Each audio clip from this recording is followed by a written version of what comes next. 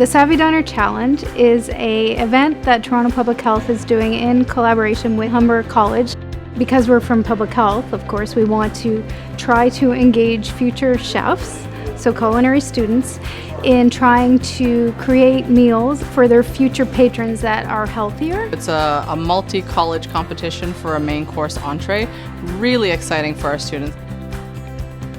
We wanted to focus on using alternatives to meat, letting people know that healthy food can taste good.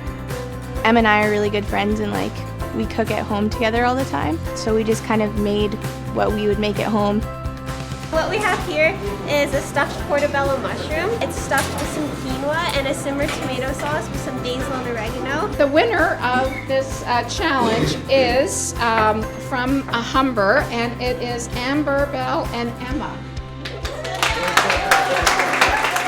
I love it so much that the nutrition students won, mostly because they had the least experience in a kitchen and they brought the most flavor to the plate. We were really shocked when we heard we won. You never know what's going to happen, right? You might be really good at culinary and find out later. Really what we want to do is take these ideas and promote them amongst the whole restaurant industry.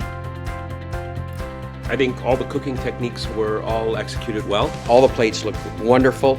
The team of two for non-culinary students from that background, you did an excellent job. Ultimately, I found that it was creative, interesting, and very, very tasty. So thank you.